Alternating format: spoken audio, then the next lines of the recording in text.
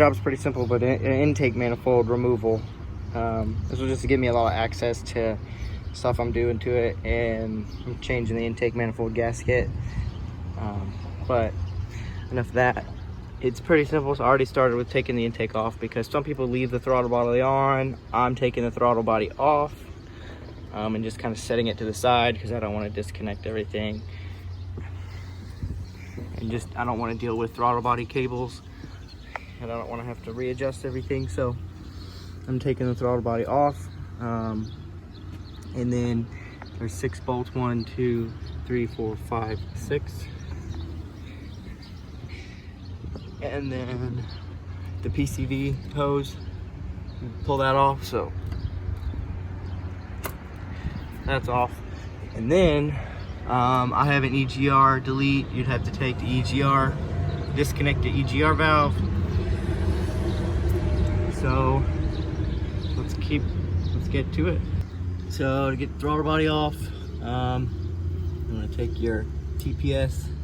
Well, actually, you're gonna want to unplug the TPS. There's 2 bolts here, 10 millimeter, and these 2 are 5/8, no, 1/2. Then pull this guy off. Yeah, that's old. Just falling apart. That's just your breather. And then I probably should just put like a filter on that. But put that to the side. We'll disconnect the IAC.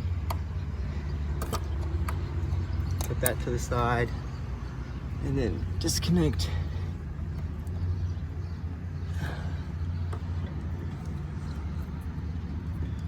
your TPS.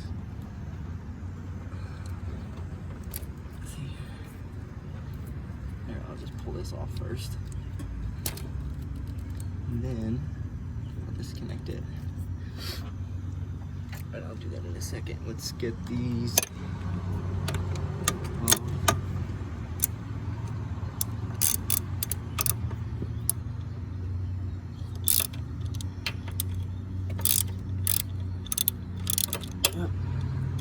Just get that bracket off before you take the throttle body off.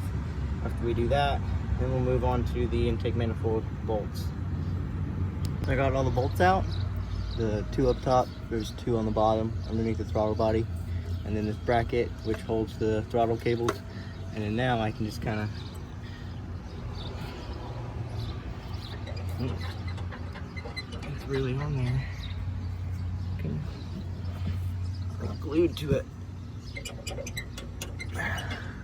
Change of plans. I actually didn't. I didn't want to break anything because all this stuff's super old, but I just did anyway. I didn't break it, but I just took the throttle body cable off anyway, off of here, because the throttle body doesn't want to come off as one piece. I took all the bolts off, but I don't want to be banging on it with a mallet just to get it off. It's pretty just glued itself to the intake manifold. I thought it'd just fall right off, but no.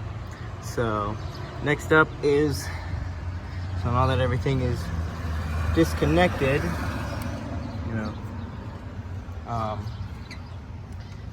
these are also 1/2, the top bolts, and then I think these are like a 9, because a 10 millimeter fits on there fine, but it's a little bit loose, so we can work on getting those off.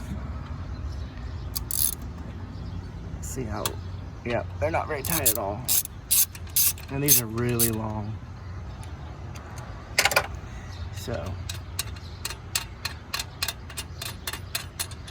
yep.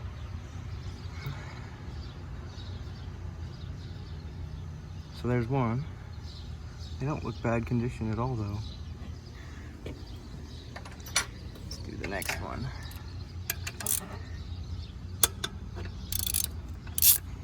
Let's just break them all free.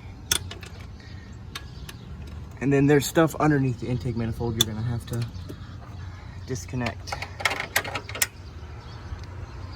You're gonna have 3 different sizes of intake manifold bolts. The smallest one, they go on the edges here, and then in the back, and then the longest goes in the center. So here and here, and then the middle goes here and here. It's kind of a pain in the butt to get it unseized with the gasket, because it's probably been 20 years since this intake manifold's been off. You're gonna have to unhook stuff from underneath it. So vacuum lines and yeah. So if I lift this up, get a better view, we're gonna have to disconnect that stuff from the vacuum tree and everything to get this off. It's hard to show it because you can't really do it with one hand.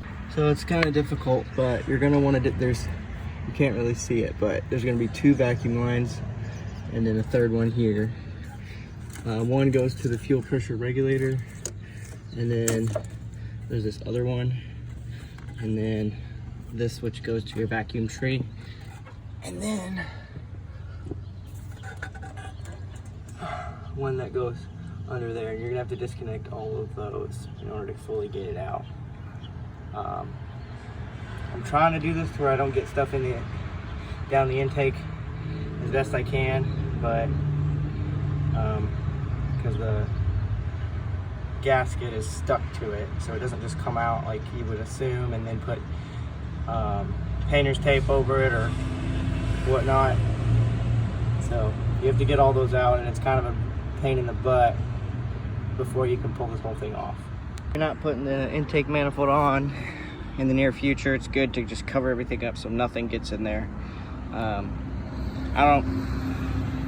I'm not going to be scraping off the old gasket on this right now, so I'm just taping everything up because this is going to be off the car for a while.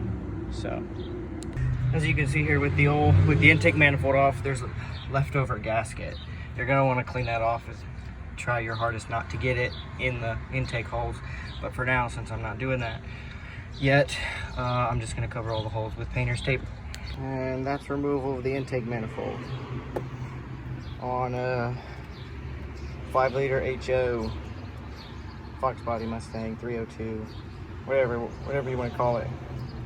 So have a good one.